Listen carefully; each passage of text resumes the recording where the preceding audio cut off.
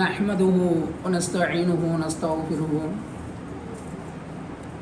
ونعوذ بالله من شرور أنفسنا ومن سيئات أعمالنا من يهده الله فلا مضل له ومن يضلل فلا هادي له أشهد أن لا إله إلا الله وحده لا شريك له وأشهد أن محمدا عبده ورسوله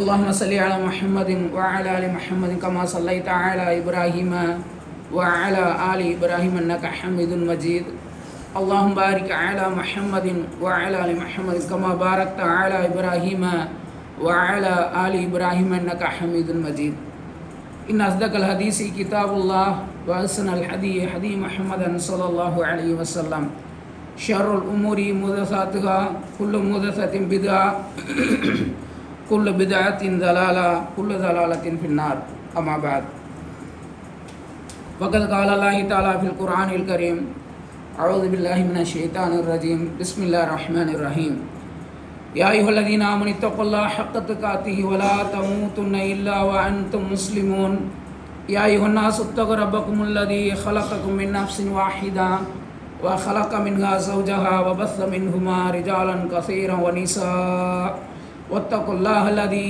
تساءلون به والأرحام إن الله كان عليكم رقيبا يا أيها الذين آمنوا اتقوا الله وقولوا قولا سديدا يصلح لكم أعمالكم ويغفر لكم ذنوبكم ومن يطع الله ورسوله فقد فاز فوزا عظيما கண்ணியமிக்க எல்லாம் வல்ல அல்லாஹ்வின் நல்லடியார்களே, எல்லாம் வல்ல அல்லாஹ்வின் சாந்தியும் சமாதானமும் இறுதி தூதரும் ஈருலக தலைவருமான அண்ணல் பெருமானார் நபிகள் நாயகம் ஸல்லல்லாஹு அலைஹி வஸல்லம் அவர்கள் மீதும் அவர்களுடைய குடும்பத்தார்கள் மீதும்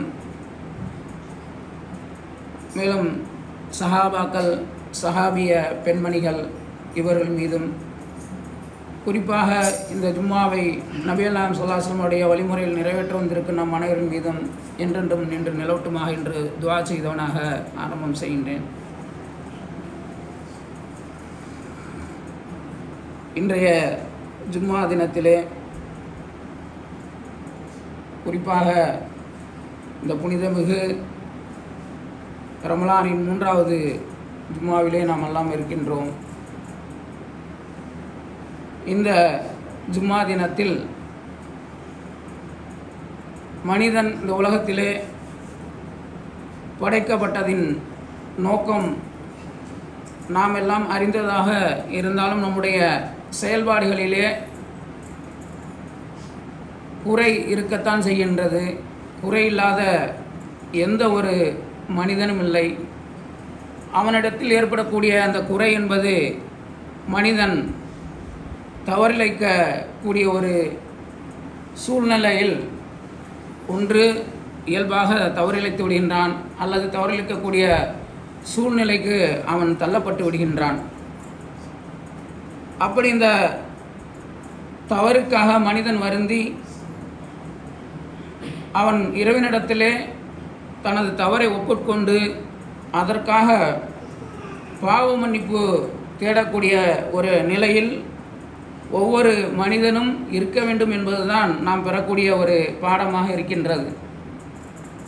ஏனென்றால் மறுமை என்ற வாழ்க்கை இருக்கிறது என்று நம்பக்கூடிய ஒவ்வொரு முஃமினும் அல்லாஹ்விடத்திலே பாவ மன்னிப்பு கேட்டு அதிலிருந்து மீள வேண்டும். அந்த பாவ மன்னிப்பு கிடைத்ததன் மூலமாக இறைவனிடத்திலே இறைவனால் வாக்களிக்கப்பட்ட அந்த சொர்க்கத்தை நாம் பெற வேண்டும் என்ற ஒவ்வொரு குறிக்கோளும் ஒவ்வொரு மனிதனுடைய உள்ளத்திலும் இருக்கின்றது. ஏனென்றால் அல்லாஹ்வுடைய படைப்புகளிலே மலக்குமார்கள் என்ற ஒரு சிறப்பான ஒரு படைப்பை அல்லாஹ் சுப்ஹானஹு வ தஆலா அந்த உலகத்திற்கு தந்திருக்கின்றான்.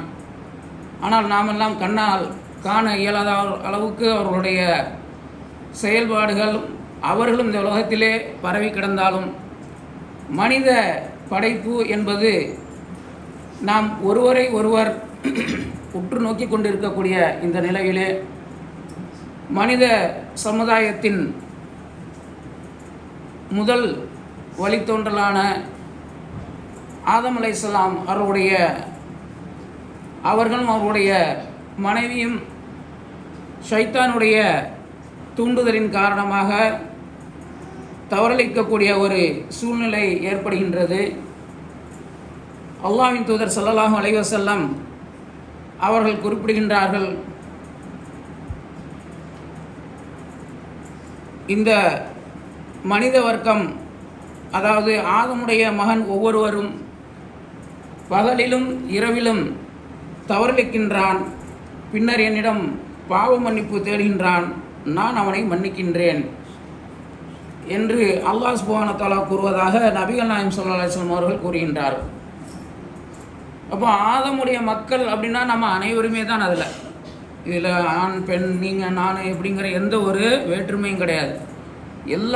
எல்லாருமே ஏதோ ஒரு காரணத்தினால் ஒரு நம்மையும் அறியாமலும் அறிந்தும் தவறளிக்கக்கூடியவர்களாகத்தான் நாமெல்லாம் படைக்கப்பட்டிருக்கோம் என்பதை அஹ்மத் என்ற ஹதீஸ் கிரந்தத்திலே 21,420வது ஹதீஸாக பதிவு செய்யப்பட்டிருக்கிறது.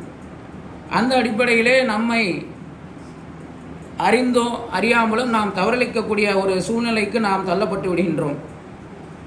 ஏனென்றால் மனிதன் அவனுடைய படைப்பு என்ன அப்படின்னாக்க, ஹலக்கல் இன்சான ஆஜில், அவன் அவசரக்காரனாக படைக்கப்பட்டிருக்கின்றான்.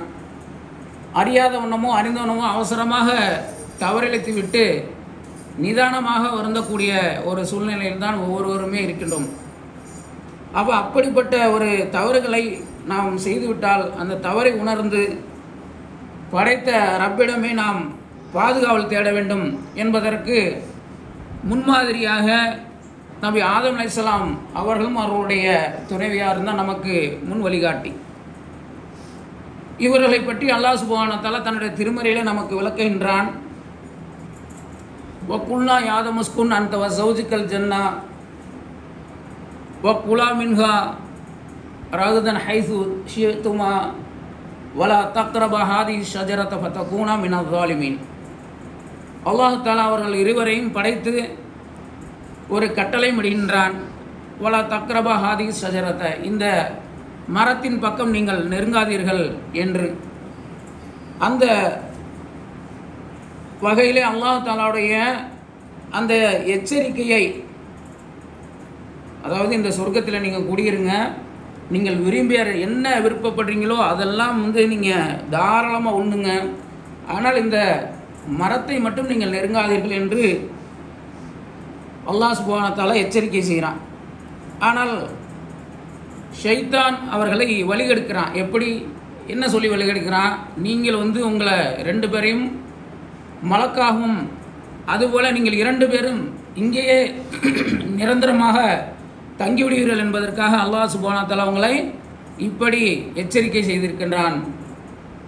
ஏனென்றால் அல்லாஹ் தஆலா ஒரு விஷயத்தை மறைத்து வைத்திருக்கிறான் என்றால் அதில் நிச்சயமாக மனிதனுக்கு ஒரு படிப்பினை இருக்கும்.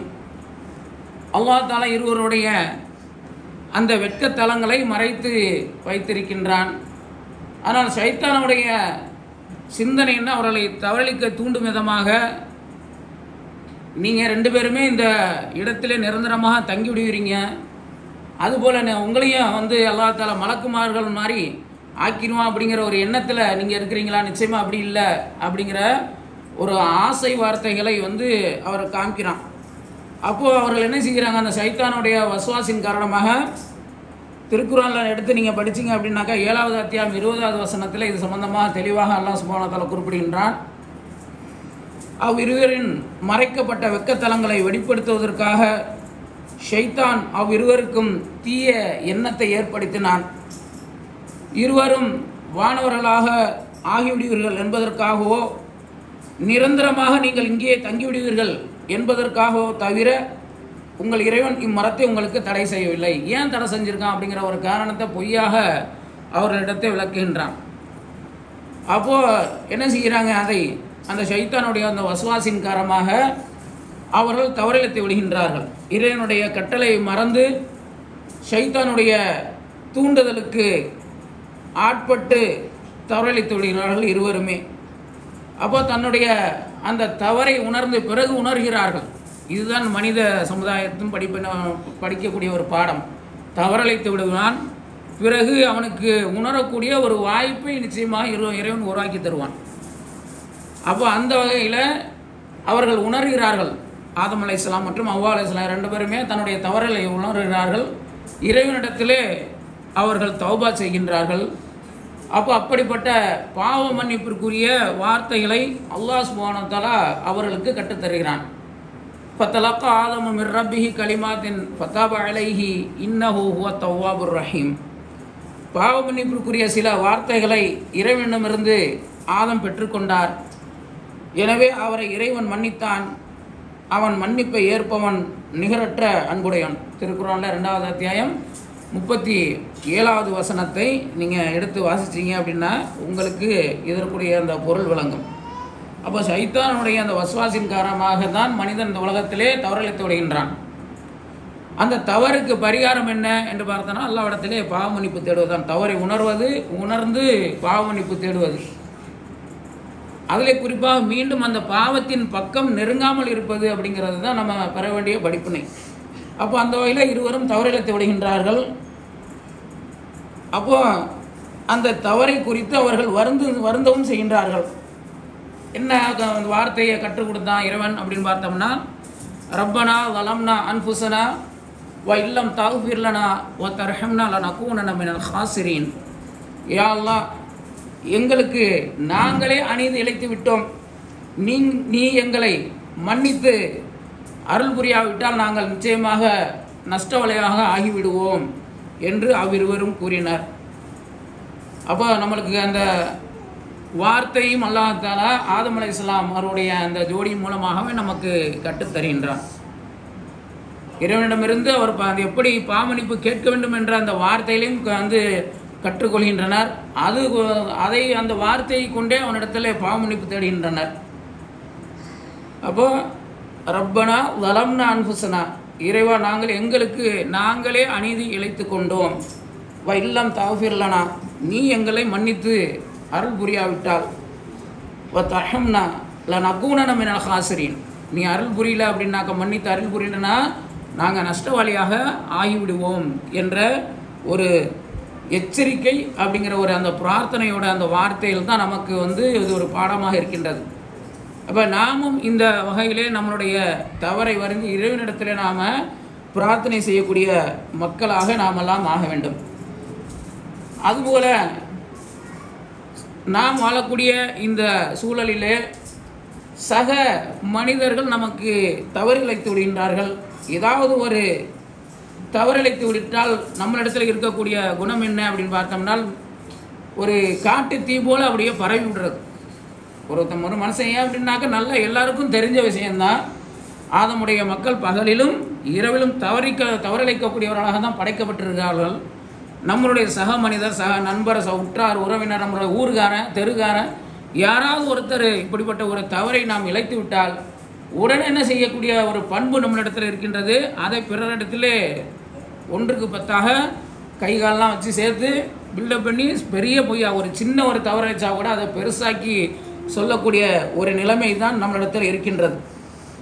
ஆனால் அல்லாஹ்வின் தூதர் ஸல்லல்லாஹு அலைஹி வஸல்லம் கூறுகின்றார்கள், எவர் ஒருவர் பிறனுடைய குறையை மறைக்கின்றார்களோ அவனுடைய குறையை நிச்சயம் அல்லாஹ் சுப்ஹானஹு வ தஆலா மறைப்பான், அதை கண்டுகொள்ளாமல் விட்டு விடுவான் என்று மன்னித்து விடுவான் என்று நபிகள் நாயகம் ஸல்லல்லாஹு அலைஹி வஸல்லம் அவர்கள் சொல்கிறாங்க.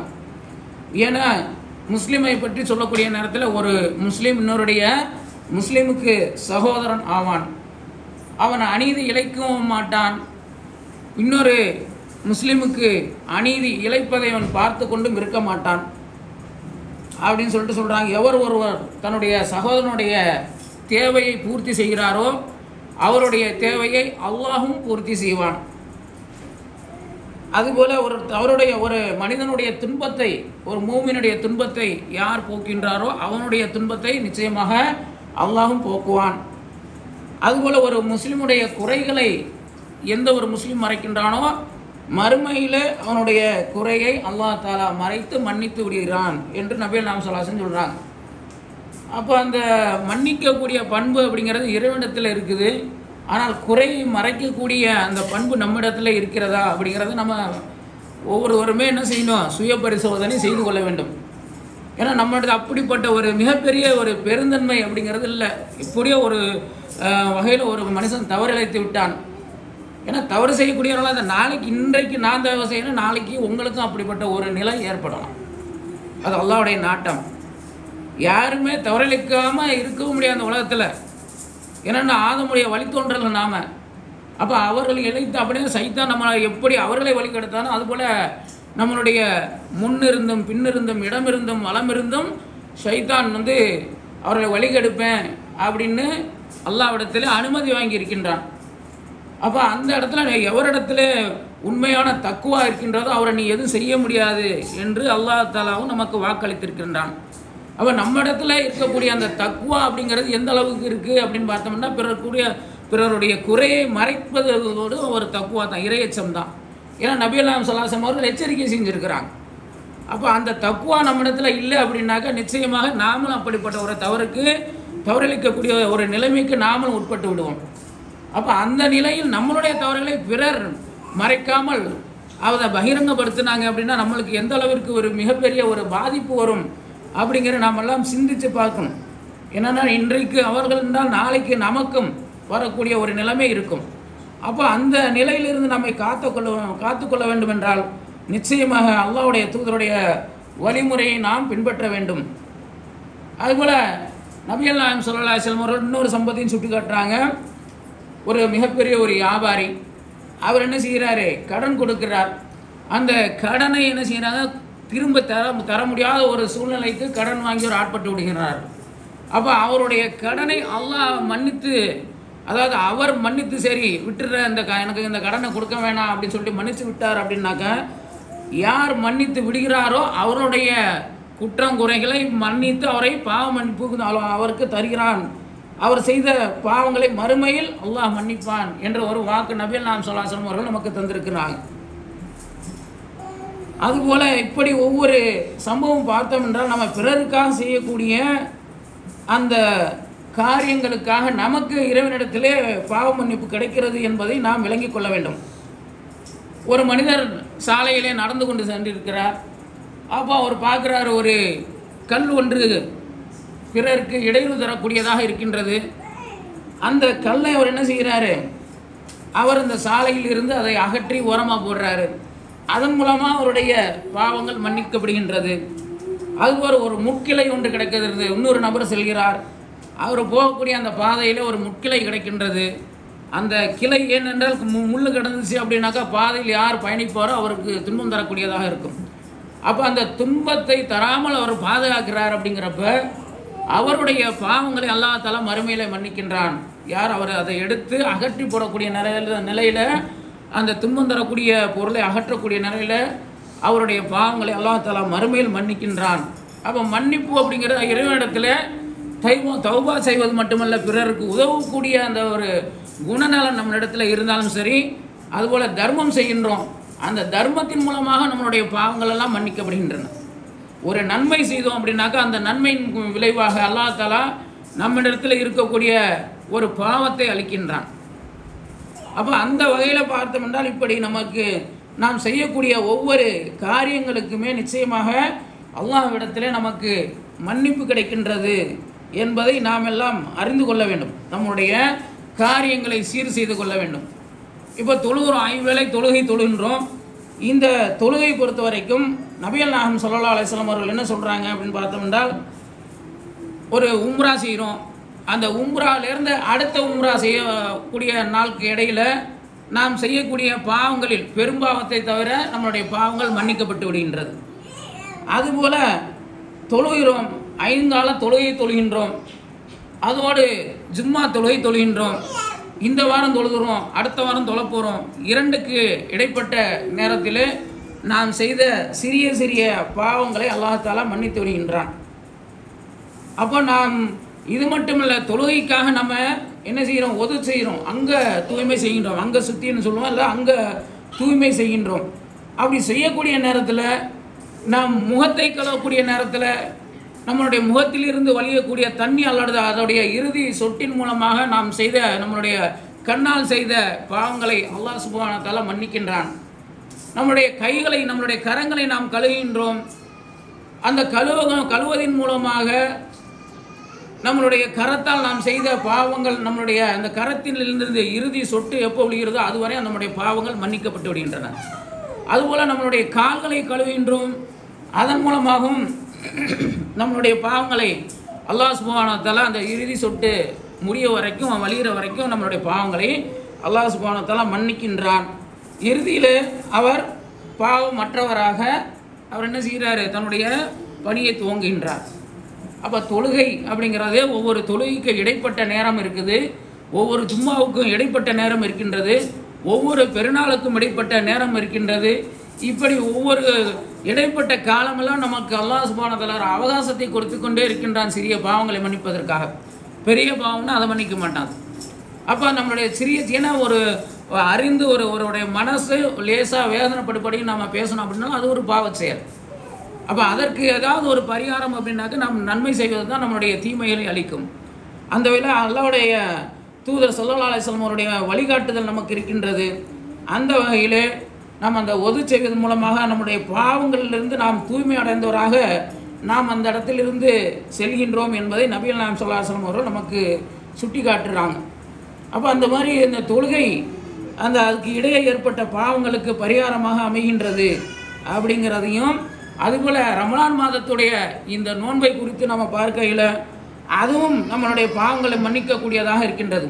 ஏன்னா நபிகள் நாயகம் ஸல்லல்லாஹு அலைஹி வஸல்லம் சொல்கிறாங்க, மன்சாம ரமதான ஈமானன் வைசானம், ரமலான் மாதத்திலே நம்பிக்கையுடன், அப்போ நன்மையை எதிர்பார்த்து எவர் நம்பிக்கை கொண்டவராகவும் நன்மையை எதிர்பார்த்தவராகவும் ரமலான் மாதத்திலே நோன்பு நோற்பாரோ, மன்சாம ரமதான ஈமானம் வைசானம் ஓஃப்ரலஹு, அவனுடைய பாவங்கள் மன்னிக்கப்படுகின்றது, மாத கத்தமின் தம்பிகி என்று நபிகள் நாயகம் ஸல்லல்லாஹு அலைஹி வஸல்லம் சொல்கிறாங்க. அவருடைய முந்திய பாவங்கள் மன்னிக்கப்பட்டு விடுகின்றன.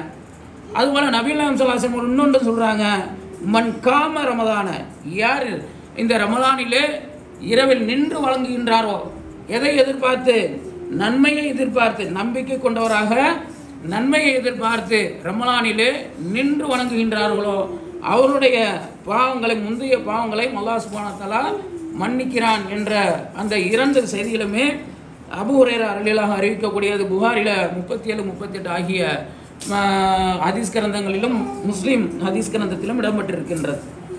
அப்போ அந்த ரமலான் அப்படிங்கிறது நம்மளுடைய பாவங்களை போக்கக்கூடியதாக, கழுவி களையக்கூடியதாக இருக்கின்றது.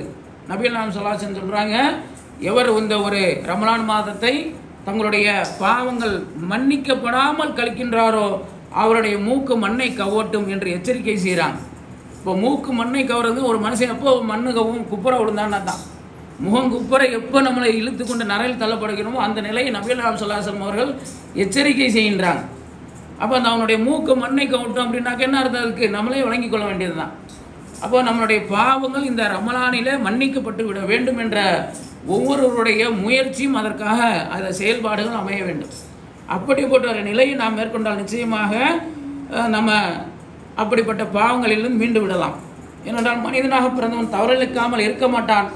ஏதாவது ஒரு காரணத்திற்காக அவன் தவறளித்து விட்டான் என்றால் அதை காரணம் காட்டி ஒதுக்கி விடாமல் அவன் தவறை புரிய வைத்து அவனை மன்னித்தால் நம் தவறுகளை அல்லாஹ் தஆலா மன்னிப்பான் என்று நபிகள் நாயகம் ஸல்லல்லாஹு அலைஹி வஸல்லம் அவர்கள் நமக்கு தெளிவாக விளக்குகின்றார்கள்.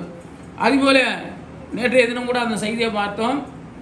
ஒருவர் உதவி செய்து கொண்டிருக்கின்றார், இல்லாத ஒரு ஏழைகளுக்கு உதவி செய்கிறார், தன்னுடைய உறவினர்களுக்கு ஏழை செய்கின்றார்.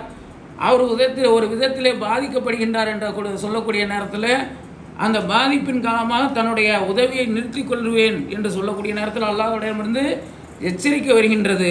உங்களுடைய உறவினர்களுக்கும் ஏழைகளுக்கும் அல்லாஹ்வின் பாதையில் நீங்கள் உதவி செஞ்சுக்கிட்டு இருந்தீங்க, அதை இனிமேல் அல்லாஹ்வின் மீது சத்தியமாக நான் உதவி செய்ய மாட்டேன் என்று நீங்கள் சொல்லாதீங்க, மாறாக அவரை மன்னித்து விடுங்கள். மன்னித்து அவரை அலட்சியம் செய்து விட்டீங்க அப்படின்னாக்க நிச்சயமாக அல்லாஹ் தஆலா மன்னிப்பை விரும்பக்கூடியவனாக இருக்கின்றான். அப்போ அந்த நிலையை நாம் கையாள வேண்டும். நம்மிடத்தில் யார் நம்மளுடைய உறவினர்கள் உற்றார்கள் இருக்கிறாங்க, ஏதோ ஒரு காரணத்தினால் அவரிடத்தில் ஒரு மனக்கசப்பு ஏற்பட்டு பிரிந்து விடணும், அவர்களுக்கு நாம் உதவி செய்கின்றோம், அந்த உதவியை நாம் தொடர்ந்து செய்ய வேண்டும், நிறுத்திவிடக்கூடாது. ஏனென்றால் அல்லாஹ்விடத்தில் கிடைக்கக்கூடிய அந்த மன்னிப்பு தான் எந்த அளவிற்கு நபிகள் நாயகம் ஸல்லல்லாஹு அலைஹி வஸல்லம் சொல்கிறாங்க. அல்லாஹ்வுடைய மன்னிப்பை பற்றி சொல்லக்கூடிய நேரத்தில் வானங்கள் மற்றும் பூமியின் அளவிற்கு பறந்து விரிந்ததாக இருக்கும். ஏனென்றால் மனித படைப்பை படைத்து விட்டு அல்லாஹ் தஆலா கருணையை எந்த அளவிற்கு வைக்கின்றான் என்று பார்த்தோன்னா, ஒரு மாடு தன்னுடைய கன்றின் மீது காட்டக்கூடிய ஒரு அன்பானது, ஒரு தாய் தன்னுடைய குழந்தைகளிடத்தில் காட்டக்கூடிய அன்பானது ஒரே 1% தான். பாக்கி 99% அல்லாஹ் தஆலா கருணையை தன்னுடைய தன்னகத்தை கொண்டு வைத்திருக்கின்றான். அப்போ நம்ம பாவ மன்னிப்பு கேட்டோம் அப்படின்னா நிச்சயமாக அல்லாஹ் தஆலா பாவ மன்னிப்பு தரக்கூடியவனாக இருக்கின்றான். எப்படி அப்படிப்பட்ட ஒரு சிந்தனை நம்மளுடைய உள்ளத்திலே வளர்த்து கொண்டு நாம் அறிந்தோ அறியாமலோ செய்த தவறுகளுக்கு அல்லாஹ்விடத்திலே தௌபா செய்யக்கூடிய நன்மக்களாக நாமெல்லாம் ஆக வேண்டும் என்று துஆ செய்தவனாக இந்த முதல் உரையை நிறைவு செய்கின்றேன். கண்ணியமிக்க எல்லாம் வல்ல அல்லாஹ்வின் நல்லடியார்களே, அல்லாஹ் சுப்ஹானஹு வ தஆலா தன்னுடைய திருமறையிலே 24வது அத்தியாயம் 11 முதல் 20வது வசனங்கள் வரை நமக்கு தொடர்ந்து இந்த தௌபாவை பற்றி நமக்கு மிக அதிகமான பாடங்களை பாவ மன்னிப்பை பற்றிய பாடங்களை அல்லாஹ் தஆலா நமக்கு நடத்துகின்றான். இது எப்பொழுது நம்மளால் பெற முடியும், உணர முடியும் என்றால் திருக்குர்ஆனுடைய தொடர்பை நாம் அதிகப்படுத்த வேண்டும். அப்படி அதிகப்படுத்தினால்தான் நம்ம அதன் பொருள் உணர்ந்து அதை படிப்போம். படித்து பொருள் உணர்ந்து நடக்கக்கூடிய ஒரு நிலைமை எப்பொழுது வரும் என்றால் நாம் திருக்குர்ஆனுடன் தொடர்பை அதிகப்படுத்தி கொள்ள வேண்டும்.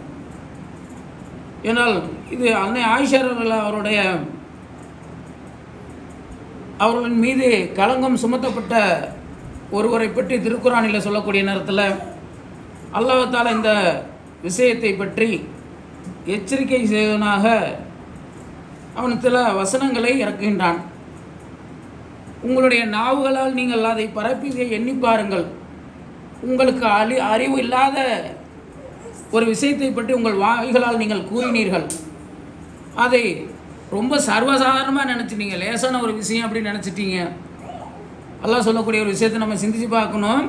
ஏன் அப்படின்னா மனிதனுடைய மனம் எப்படி இருக்கும் என்பதை அல்லாஹ் தஆலா அப்படியே பிரதிபலித்து சொல்கிறான்.